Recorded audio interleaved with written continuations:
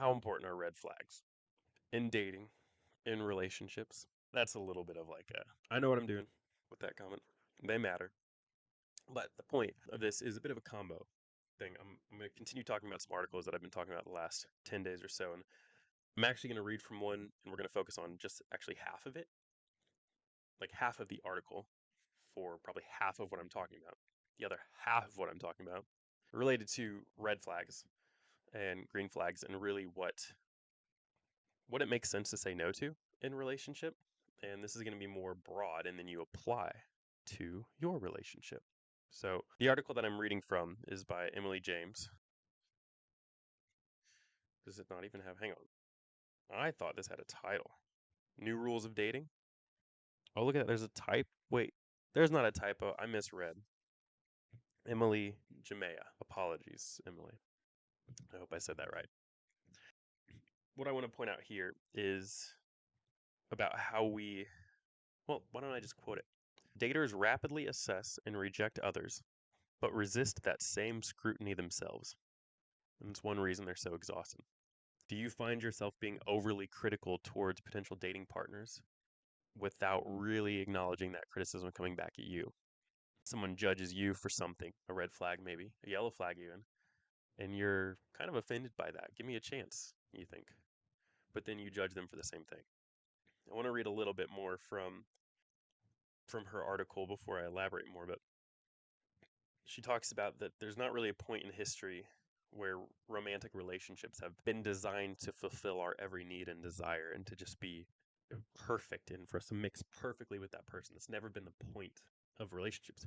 And she makes a really good point that even rom-coms, your romantic comedy films, which are meant to be fun and this kind of grandiose happy ending, a lot of the crux of that comedy is that the couple doesn't always mesh to begin with. They overcome each other's quirks. They overcome sometimes even red flags, yellow flags for sure. Now, yes, the comedy aspect means we overlook things that would be really serious to enjoy the comedic value of the film.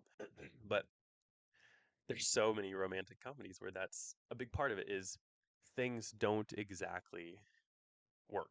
There's hiccups, there's things in the way that are inconvenient. 50 First Dates is probably not a great example. There's inconvenience with the memory loss component there. How to Lose a Guy in 10 Days, things like that, which is actually a Shakespeare adaptation for Taming of the Shrew. We have all these, and you're not going to see me list a lot of examples because rom coms are not my bread and butter, but go enjoy early Matthew McConaughey filmography and have at it.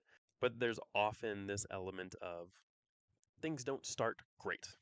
Someone has something they have to overcome, whether that's the relationship doesn't always work, or they need to grow as a person. And or I mean, Hallmark films actually they're not usually romantic comedies in the same sense, but a lot of that is cliche in its own way, but we enjoy it, right? So the element there is that they have something to work through themselves that might exclude their possibility to be a dating partner from the actual romantic interest, but that romantic interest sees through that, sees the value in that person. That's often more of a hallmark one I feel like is the romantic interest is often presented to the better person and then the main lead, the protagonist, kind of comes around to their own sense of self and how they can be a better person. They usually don't start awful, but you know, they find out maybe work isn't the meaning of life and maybe I should be a little bit kinder or maybe this town isn't as bad as I thought it was kind of thing. On just the typical romantic comedy side, there's quirkiness and there's odd characteristics about people and it's played for laughs, but it resonates too. So point being is that dating partners, romantic partners are not meant to satisfy every need. There's actually a level of challenge and overcoming that's important to that. Think about if you've ever played a game with your siblings or maybe just anyone else and you're just way better than they are. It's kind of not fun, right? What makes games fun is for sure the collaborative element, but it's also the challenge of it.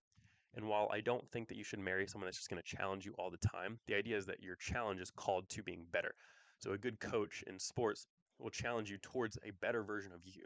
They're not going to challenge you unnecessarily. That's often not a good coach that just is abusive and aggressive. No, they're going to make you do the extra lap. They're going to make you practice the technique a couple more times because you are capable of it and they see that potential in you. And they're going to know when to stop and connect and show you love. Same with partners is we push each other. We get bored or complacent when there's no push. A lot of the people that I've worked with in my job don't like that their partner is so passive. There's actually a fine line between people kind of act like they want a passive partner, and usually my experience is women with passive men. A lot of them start to hate that at a certain point. They want their partner just to have an opinion about something. They're kind of desperate, not for attack or violence, but for some pushback. Like, what do you actually believe about this? And I love you enough that we can work through this. It comes from a good place. There's obviously bad examples of this too, but people want that challenge in a partner, a healthy challenge. I want to reiterate again, we shouldn't date people for, oh, I need to find someone who's going to challenge me and make my life hard. No, it's the same reason we find a good coach, like I said before, a good teacher is no, I'm paying you. Our relationship is built upon for the coaching and teaching side, not the romantic relationship. Hopefully you're not paying for that. Is I want to be a better person. And I need you to call out, if I kick the ball wrong, if my squat form is off, if my technique for the violin is off, like I that's what I need is that relationship to be lovingly called out. So I'm kind of going further with that, but that's where it's important to pay attention to what's actually challenging us. Is this a red flag and we're just inconvenience?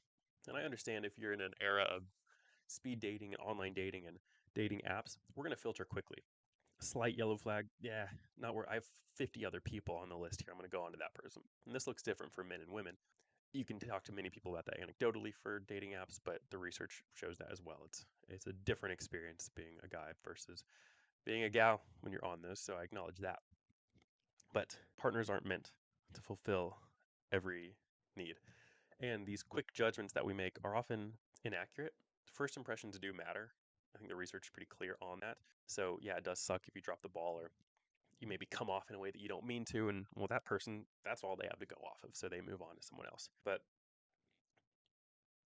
the article here goes on to talk about the need to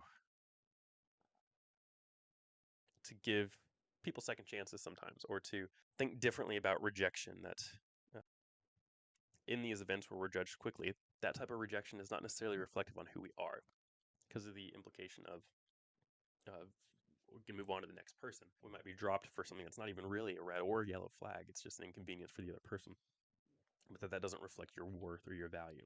And this can exhaust people with dating because it just feels like rejection, rejection, rejection, rejection.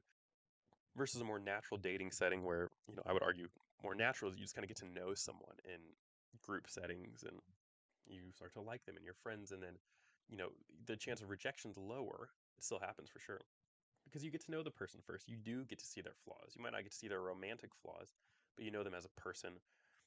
You feel a little bit more confident when you ask them out or when you notice the relationship evolving into something more. So, uh, while I do think there are things that you should stay away from in relationships, and I think we can all think of them, right? Violent person, not good. I mean, even someone with a really, really difficult family, I can understand if you're like, I don't have the capacity for that. I get it. And we can be rational with our reasoning. And I think the concern is if we're only looking for this perfection, this partner that's going to take care of our every needs, we're off. And we're going to be unhappy because no one's going to be able to do that. No one can take care of every need that you have. And so being able to identify flaws with someone, I think, is extremely important. And loving them through that and being willing to work through challenges is extremely, extremely important. So, no, don't disregard red flags. And at the same time, one of the elements that shows a healthy and good relationship is you can work through challenges and you can maybe see the good in someone through some of their flaws and choose to continue anyway, knowing that there's going to be some difficulty. And to each their own, this is something you process with wise people, not your flippant, opinionated friend group.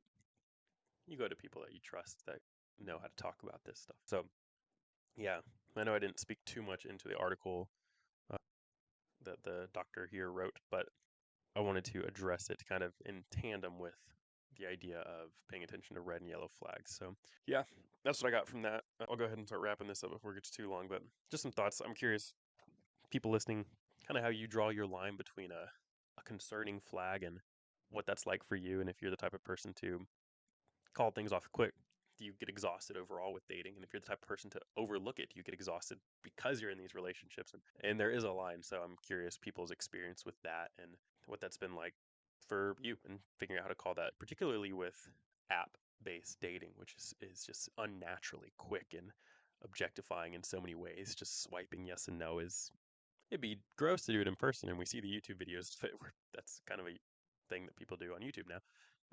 It's odd, but accepted at the same time. So yeah, I'd be curious anyone's thoughts, and I just want to talk about this article a little bit. So that's all. See ya.